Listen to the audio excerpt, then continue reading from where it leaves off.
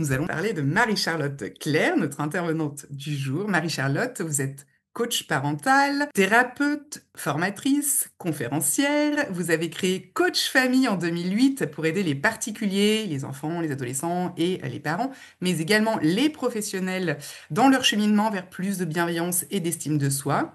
Vous êtes l'une des spécialistes reconnues en France sur le sujet et êtes membre du réseau Résis que nous allons évoquer dans ce webinaire. Vous avez une telle expertise que vous êtes appelé jusqu'à Taïwan et Sydney pour y former les enseignants et sensibiliser les élèves des lycées français. Alors d'un point de vue plus personnel, vous avez 4 enfants, dont 2 ont subi du harcèlement à l'école. Alors aujourd'hui, toutes les études, quelles qu'elles soient depuis des années, donnent environ 1 million de jeunes concernés par le harcèlement scolaire comme victimes de harcèlement. Ce chiffre n'évolue pas, donc ça veut dire qu'il y a quand même beaucoup de jeunes qui sont concernés par ça. Et alors la question qui généralement va avec, oui, mais avec le cyberharcèlement, est-ce qu'on n'a pas plus de situations? En réalité, non, ce n'est pas ce qu'on constate. On constate qu'avec le cyberharcèlement, les situations vont plus vite, plus mal, que les situations prennent un essor plus grand, mais il ne semble pas à ce jour qu'il y ait plus de situations à cause du cyberharcèlement. Alors, il y a 15 milliards de définitions du harcèlement scolaire, mais il y en a une sur laquelle tous les spécialistes se retrouvent. Pour qu'il y ait harcèlement scolaire, il faut qu'il y ait répétition et longue durée, ça c'est le premier élément. Il faut qu'il y ait rapport de force, ça c'est le deuxième élément. Et il faut qu'il y ait une victime qui n'arrive pas à se défendre dans ce contexte précis. Ça, c'est le troisième élément. Maintenant, quand on interroge les enfants, les ados, pour leur demander, mais vous, qu'est-ce qui vous fait souffrir dans vos rapports avec vos camarades, avec vos pairs?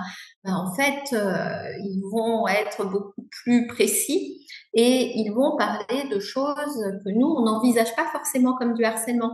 Ils vont raconter que ce qui est terrible, c'est d'avoir un surnom. Même si le surnom il semble pas très méchant de l'autre côté, hein, j'ai en tête des filles qui en sixième se faisaient appeler les girafes par les garçons. Ben oui, elles avaient démarré leur puberté par les garçons. Les garçons ils disaient ça, ils n'avaient pas l'impression que ça choquait les filles. Ben si, les filles elles ça leur faisait mal d'être appelées les girafes. Donc les surnoms, qu'ils soient méchants, qu'ils soient gentils, c'est très douloureux pour les élèves. Les moqueries. Oh, regardez le débilo s'il a eu une mauvaise note en maths, regardez comme il est habillé, voilà, toutes les moqueries, les jeux de mots sur les prénoms, sur les noms de famille, c'est des choses qui sont douloureuses pour eux. Ce qui les fait également souffrir, c'est les rumeurs. C'est difficile une rumeur. On peut rien dire. Les bousculades, les coups, tout ce qu'on voit pas. Évidemment, on imagine bien qu'un élève qui se fait frapper par un autre, ça le fait souffrir.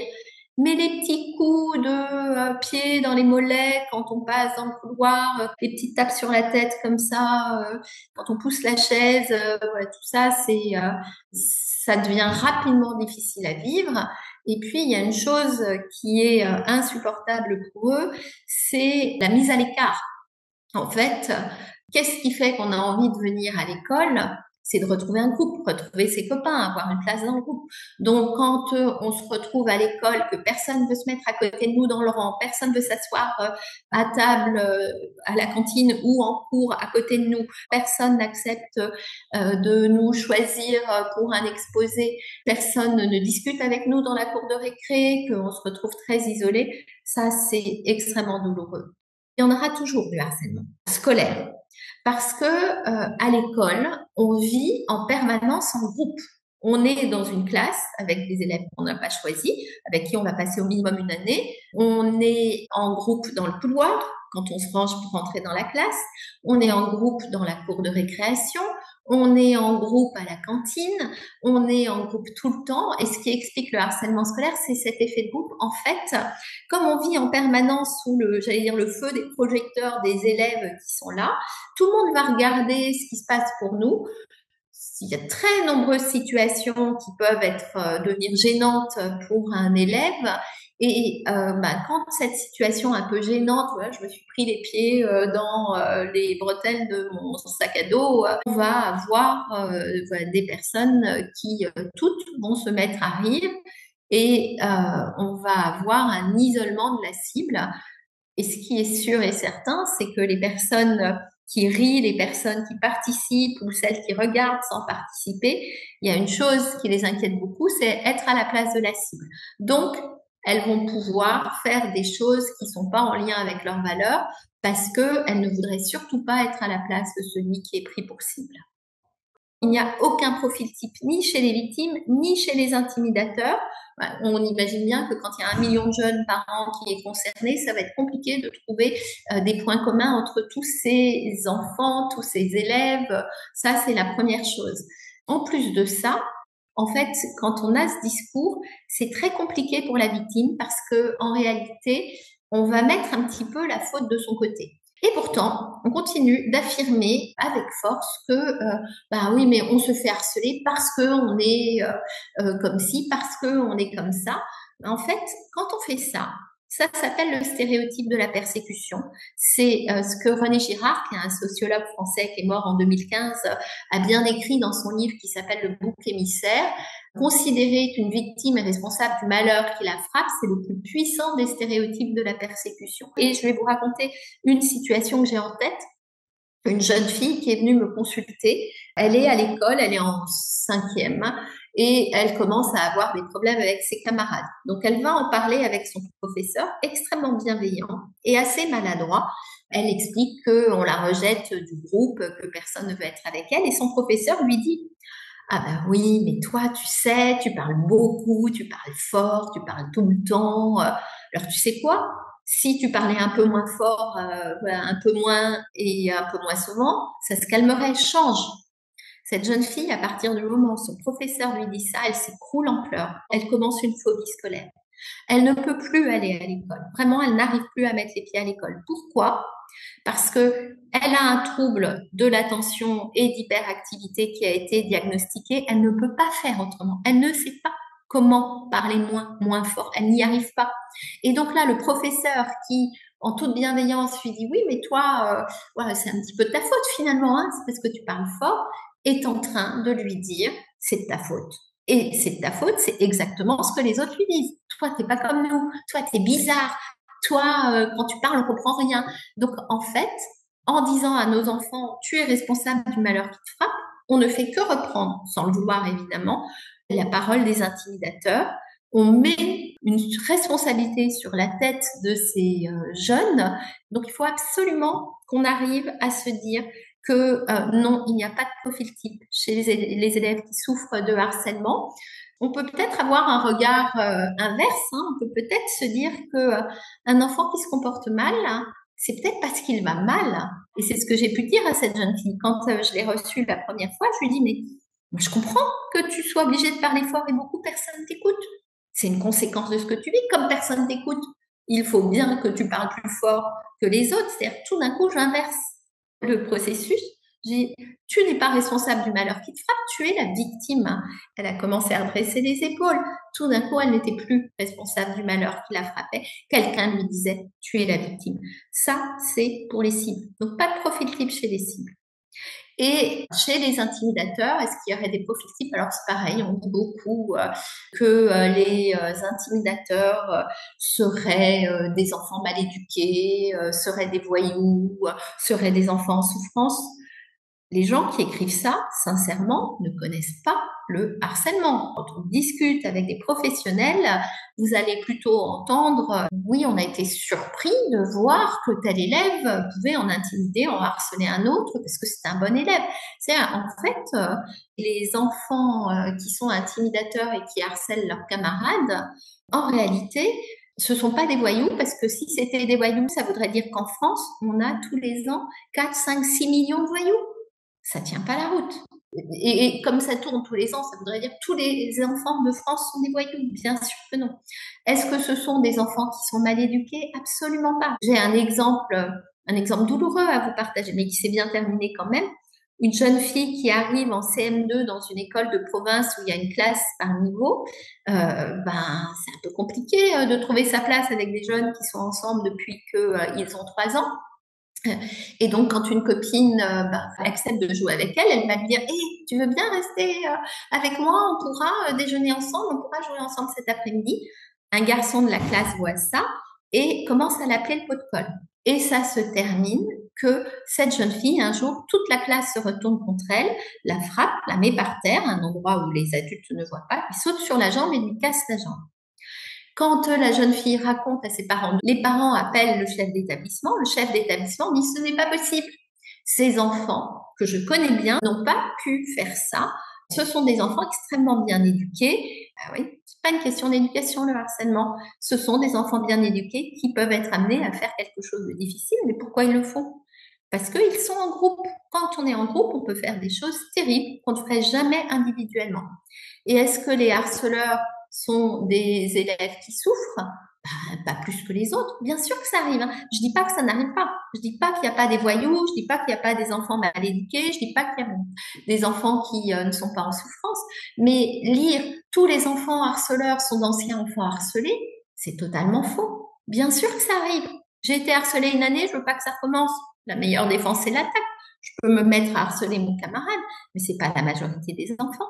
Certains enfants qui harcèlent s'en trouvent très bien, ils ont l'impression qu'ils sont populaires, qu'ils ont du pouvoir, qu'ils ont un groupe autour d'eux. Mais assez vite quand même, ils vont se rendre compte que peut-être c'est aller un petit peu loin, ils aimeraient bien s'en sortir, mais ils savent pas comment faire parce qu'ils ont peur que ça se retourne contre eux. Donc non, il n'y a pas de profil type. Les enfants qui sont concernés par le harcèlement, que ce soit comme cible ou que ce soit comme intimidateur, c'est pas les enfants des autres, c'est les nôtres. Ce qui m'a vraiment poussée à m'intéresser au harcèlement scolaire, c'est quand en 2014, une de mes filles a subi un harcèlement scolaire extrêmement grave de la part de sa meilleure amie et qu'elle a fait une tentative de suicide. Le ciel nous tombe sur la tête. Enfin, voilà, c'est insupportable, c'est un bouleversement, je vous laisse imaginer. Et donc là, on se dit, il faut sauver nos enfants. Et là, eh bien, en fait, j'ai fait ce qu'à peu près tous les parents font. Alors, j'ai d'abord appelé l'école et j'ai exigé de savoir qui embêtait ma fille en plus de sa meilleure amie. J'ai demandé qu'il y ait des heures de vie scolaire sur le harcèlement. J'ai exigé des sanctions. J'ai appelé les parents de la copine, c'était la meilleure amie, on l'emmenait en vacances. Tout ce que j'ai pu mettre en place n'a fait qu'enfermer ma fille dans son isolement. Elle allait de plus en plus mal, elle me parlait de moins en moins. Et là, je me suis dit, en fait, si je trouve pas une bonne solution pour l'aider, je vais avoir une fille qui va refaire une tentative de suicide, puis cette fois-ci, elle se rattrape pas. Il faut que je trouve une solution.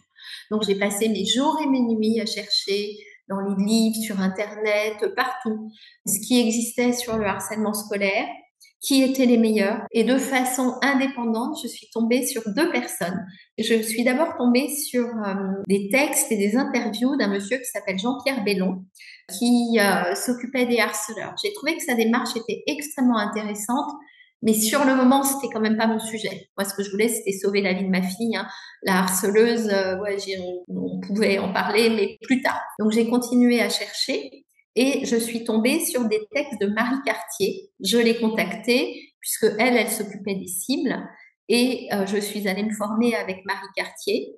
J'ai pu aider ma fille qui aujourd'hui va extrêmement bien et je n'ai pas lâché Marie Cartier qui elle-même, c'est l'époque où elle a rencontré Jean-Pierre Bellon et où ils se sont associés pour créer le Centre Résist. Le Centre Résist a mis en place, a développé en France une méthode qui s'appelle la méthode de préoccupation partagée. C'est une façon d'avoir des entretiens avec les intimidateurs.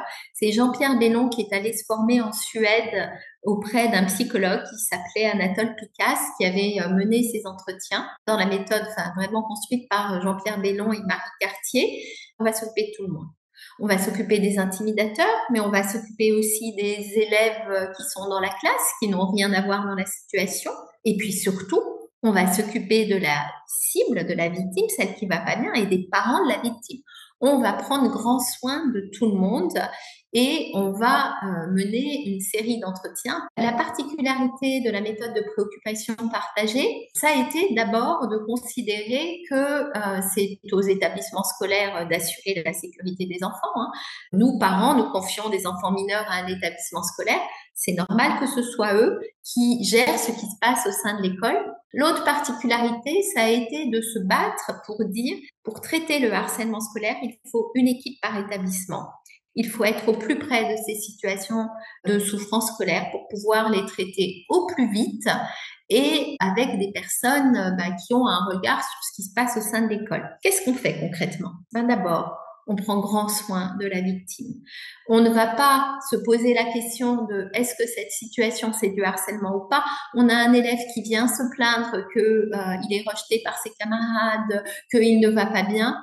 On va avoir une personne qui va l'écouter, qui va avec lui créer ce qu'on appelle une relation d'alliance. C'est-à-dire ce jeune qui va mal, qui est en souffrance à l'école, doit sentir qu'il y a un adulte qui est son allié et qui le recevra autant que nécessaire, aussi longtemps que nécessaire, tant qu'il ira mal, pour qu'il trouve une place apaisée au sein de l'école, au sein de son groupe, au sein de son groupe classe. On va également prendre soin des parents des élèves qui sont victimes de harcèlement. Donc, la même personne qui a reçu la cible ou le chef d'établissement ou une personne qui fait partie de l'équipe ressources, puisqu'on a des équipes ressources qui se forment sur la base du volontariat dans les écoles, vont recevoir les parents et on va ensemble soutenir l'enfant qui va mal. Et puis, en fait, tous les spécialistes sont d'accord pour dire que on ne traite pas un phénomène de groupe en s'adressant au groupe en entier. On va recevoir de façon individuelle des élèves qui sont soit ceux qui embêtent l'élève victime, soit des enfants qui n'ont rien à voir mais qui font partie de la classe qu'on aura choisi avec attention comme étant pris à témoin de la situation. On n'est pas obligé de tous s'aimer dans une classe, on n'est pas obligé d'être tous copains, mais on doit tous se respecter. Le respect de tous, c'est l'affaire de chacun. Donc on va recevoir, il y a un adulte qui va recevoir individuellement chacun de ces élèves qui ont été choisis avec une posture qui est une posture d'autorité. L'autorité, c'est la courtoisie et la fermeté en même temps. Ça, c'est la définition de Hannah Arendt. Et donc, on va recevoir ces élèves en leur faisant confiance, en leur posant 2 questions avec des entretiens donc vont être ultra courts. On va leur dire, nous avons constaté que tel camarade va mal. Est-ce que toi aussi, tu as constaté que Juliette allait mal? L'élève va nous dire, oui, en effet. Puis il peut nous dire n'importe quoi. Il peut dire, c'est pas moi. On va le rassurer. On va dire, mais je suis pas là pour te sanctionner. Je suis là parce que je suis inquiet. Et voilà, je voulais savoir si toi aussi, tu avais constaté qu'elle allait mal. Oui, j'ai constaté qu'elle va mal. Ok. Je me demande ce qu'on pourrait faire. Et toi, qu'est-ce que tu pourrais faire pour que ça se passe mieux pour Juliette? T'as une idée? Dis-moi, qu'est-ce que tu peux faire? T'as pas d'idée? Ah bah, il va falloir que tu y réfléchisses. On va se revoir très vite. T'as une idée? Super, génial. C'est quoi ton idée? Tu vas la mettre en œuvre. On va se revoir très vite. Vous voyez, en fait, dans notre méthode, on réindividualise la relation. On partage notre inquiétude, ça s'appelle méthode de préoccupation partagée. On partage notre inquiétude pour un élève qui va pas bien. Et on demande à la personne que nous avons devant nous de trouver une solution pour que cet élève retrouve une place apaisée au sein du groupe. On lui fait confiance. Mais on ne le laisse pas s'échapper de là. On lui donne des ordres. Et avec ça, on change complètement le processus du harcèlement, puisque toutes les enquêtes qui ont été faites sur cette méthode donnent entre 82 et 85% de situations résolues en moins de 15 jours. C'est la raison pour laquelle ce protocole qui a été testé pendant 2 ans par le ministère de l'Éducation nationale entre 2019 et 2021 auprès de 6 académies pilotes a été recommandé quand il y a eu en 2021 le lancement du programme phare avec HAR comme harcèlement qui s'applique dans tous les établissements scolaires. Il y a plein de choses dans le programme phare, mais il y a l'obligation pour toutes les écoles en France d'avoir une équipe en capacité de repérer et de traiter ces situations d'intimidation. Les sanctions ont un effet délétère que les élèves connaissent bien mieux que nous, les adultes. Vous savez, quand on interroge les enfants qui vivent du harcèlement, qu'on leur demande « qu'est-ce que tu veux toi ?», ils disent « moi, je veux que ça s'arrête. Et j'ai envie de rester dans mon établissement et je veux que ça s'arrête. » Et quand on interroge les parents disent « moi, je veux qu'il y ait des sanctions. » Sauf que les élèves, ils savent bien mieux que nous que quand vous sanctionnez une personne parce qu'elle en a intimidé une autre, cette personne va trouver ça extrêmement injuste. Ce sentiment d'injustice, il provoque une envie de vengeance. Et les professionnels disent que quand il y a une sanction, on est entre 50 et 70% de risque de représailles. Représailles soit de l'élève qui a été sanctionné, qui trouve ça injuste, soit du reste de la classe. Moi, j'ai un exemple concret, une jeune fille qui se fait taper par 2 camarades. Elle est en 6e. Le CPE voit, évidemment, il arrête la situation. Et évidemment, il y a un conseil de discipline et il y a une sanction qui est posée. Nous, on n'est pas contre les sanctions, on est contre les effets délétères des sanctions. Et donc, ces 2 jeunes filles sont changées de classe. Elles se tiennent à carreau, sauf que toute la classe se retourne contre la fille en disant à cause de toi, nous avons perdu nos copines. Et là, qu'est-ce qui se passe pour la cible? La cible, elle se dit, ouais, en fait, quand je parle, c'est pire pour moi. Elle se tait et elle souffre en silence et elle ne parle plus. Donc, nous, c'est pas ce que l'on veut. On va dire ce qu'il y a d'ailleurs dans le code de l'éducation. Pour qu'il y ait sanction, il faut qu'il y ait un acte constaté par un adulte. On va sanctionner un acte. Un adulte voit un élève en train de frapper un autre, évidemment qu'il faut une sanction. La sanction agira sur cet acte-là. Mais la sanction, elle ne va pas défaire les effets de groupe. En réalité, ce qui fait souffrir les élèves, c'est des toutes petites choses. Peut-être que les autres vont se venger par des choses qui sont non sanctionnables. J'ai un exemple très précis, une jeune fille qui était en première, qui est venue me consulter. Elle me dit, Marie-Charlotte, moi, j'en peux plus. Il y a 2 élèves qui m'embêtaient, qui me faisaient vivre des trucs horribles. Je suis allée me plaindre au chef d'établissement. Le chef d'établissement a sanctionné ces 2 élèves. Pour se venger, ils ont dit à toutes les premières, à chaque fois qu'on croise cette jeune fille que je vais appeler Juliette, on va lui souffler dans le cou. Semble rien souffler dans le cou. Mais quand on vous souffle dans le cou parce que vous avez en permanence à l'école quelqu'un derrière vous sur le côté, vous pensez devenir fou ou folle. C'est ce qui est arrivé pour cette jeune fille. Donc, elle s'est replainte au chef d'établissement. Le chef d'établissement a refait venir ces 2 élèves en disant, maintenant, vous arrêtez de souffler dans le cou. Vous savez ce qu'ont dit les élèves? Les élèves, ils ont dit, mais quoi, monsieur, on n'a plus le droit de respirer? Vous voulez donc qu'on meure étouffé? Qu'est-ce que vous répondez à ça? C'est insanctionnable.